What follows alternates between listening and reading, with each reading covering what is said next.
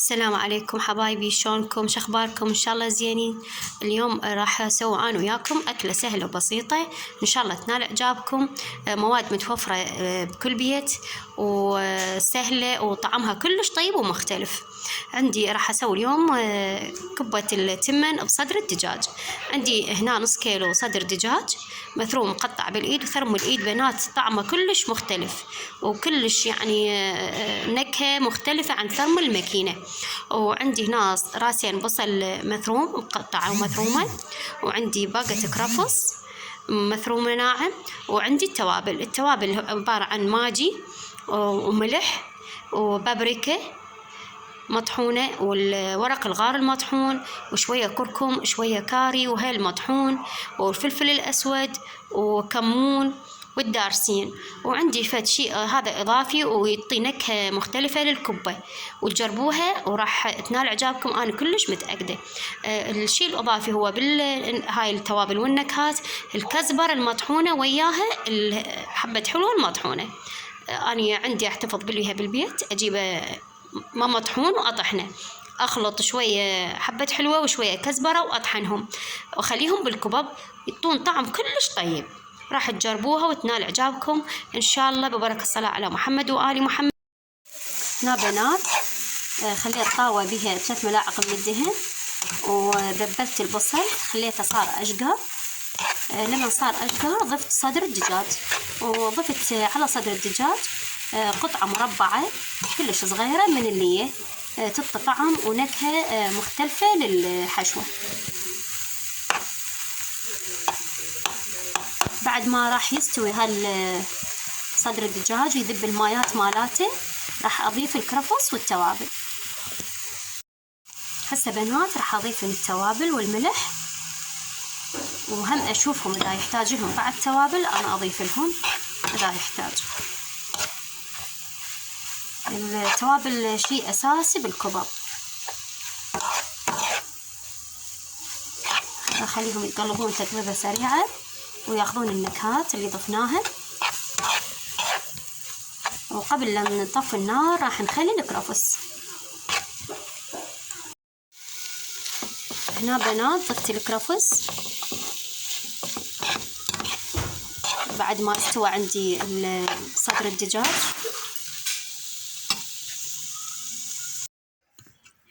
هنا استوى عندنا وكملت وصفتنا، ان شاء الله تنال اعجابكم. هذا الحشو، وراح اسوي لكم التمن وطريقة السلق مالته والمقادير. هذا الحشو مالتنا سويت له اضافة بسيطة، نمو بصرة المطحون، صار طعم وريحة كلش طيبة. والتمن مالتنا راح نحتاج 4 أكواب تمن، وبنفس الكوب اللي قست بيه التمن راح أقيس المي، أضيف لهم 7 أكواب من المي. إن شاء الله أسوي أنا وياكم خطوة بخطوة، وإن شاء الله ينال إعجابكم، بركة الصلاة على محمد وآل محمد. بنات هسه راح نبدي بالتمن، نسلق التمن. عندي هنا قدر تيفاني أنا ما أستخدمه، يفيدني كلش هواية بالسلق، أي شيء أسلق بيه كلش يفيدني، خصوصا التمن ما راح يلزق.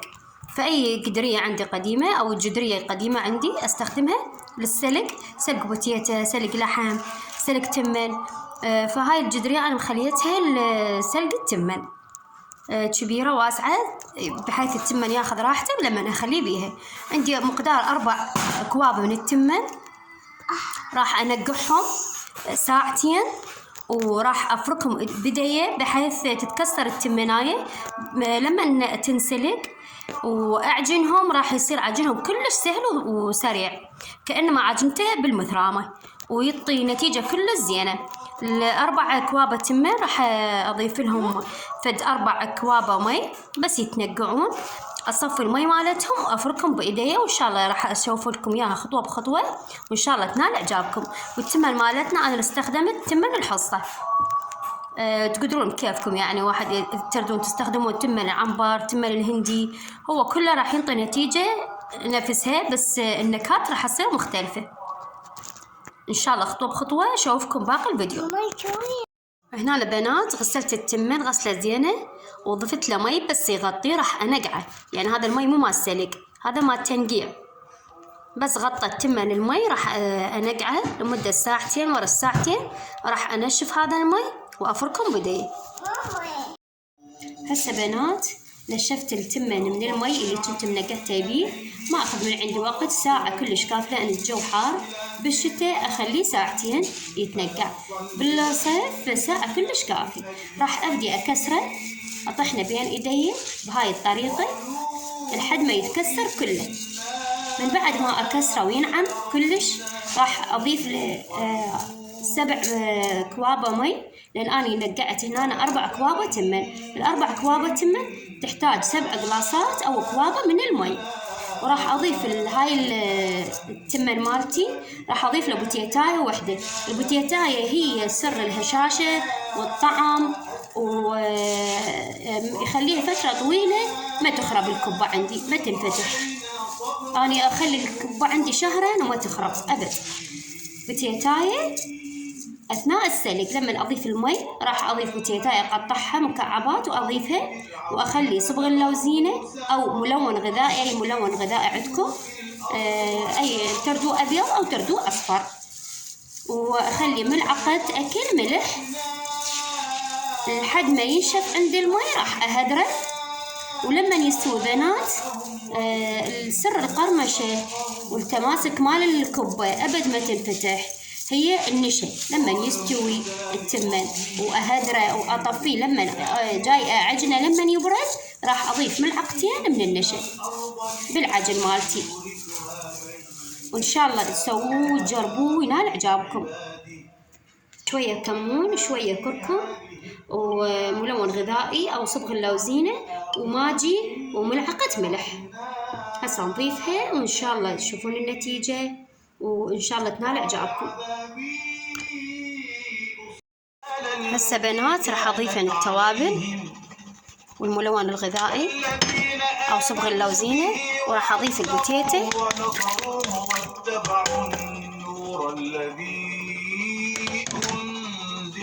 وأضيف خاشوقة أو ملعقة من الملح. راح أخليهم على النار لحد ما يغلون وينشف المي. راح أهدره.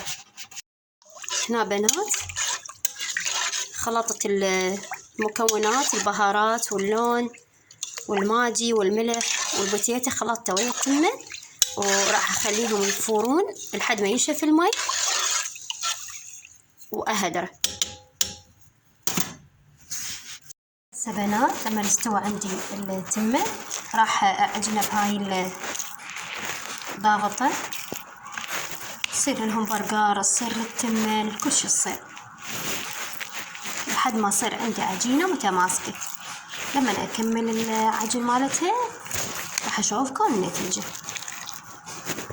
بنات تعجنونه وهو حار وتضيفون له النشا أثناء العجن حتى يعطيكم نتيجة كلش حلوة ومضبوطة، قرمشة وهشاشة وتماسك، وما راح يتفتت عندكم الكبة أبد. وهسه كمل عندنا العجين وصار يخبل. شوفوا بنات، لكم ملاحظة هم مهمة، قبل لا تطفون القدرية مالتكم أو الجدرية مال التمن أو التمن الكبة، التمن اللي هو تاكلون ويا المرقة أو تمن الكبة، ضيفوا ربع استكان من ربع كوب من المي. ما راح يلزق أبد، ما راح تصير احتكاكة بالجدر نهائياً.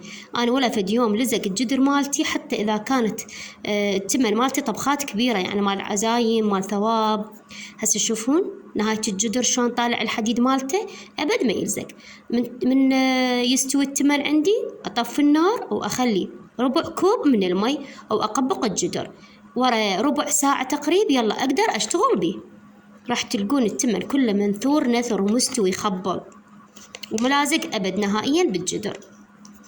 وهاي العجينة مالتنا شوفوها شلون تخبل كأنما معجونة بالمثرامة. أنا أبد ما استخدمت إيدي، فقط هاي الماكينة. هسه بنات من بعد ما كورت العجين راح أبدأ ألف، أخلي أفتح العجين وأخلي الحشو مالتي وأسد العجينة مالتي وأرجع ألفها. والأشكال والحجم انتم حسب رغبتكم. أنا سويت هيجي شكل وسويت الدائري. القياس الكبة والحشوة هذا شيء اختياري، تردون كبار تردون صغار، تردون الحشو هواي، تردون اكو ناس يحبون حشو قليل. والشيء الثاني بنات، أنا أعتذر عن التفاصيل، أنا هواي أحكي بالفيديوهات مالاتي، أنا للفائدة أحب أفيد البنات خصوصا اللي ما يدخلون دائما للمطبخ، أفيدهم بالتفاصيل هاي الصغيرة كلش راح تفيدهم. إن شاء الله تجربوها وراح تنال إعجابكم. راح أكمل كم قطعة وأسويهم بالنار، أقليهم بالنار بدهن هواية ونار عالية.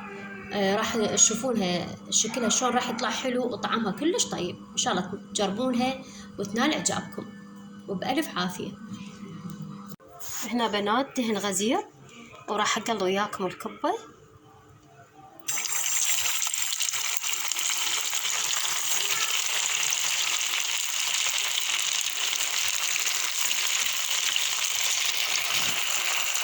إن شاء الله تستوي، راح أشوفكم النتيجة في نهاية الفيديو.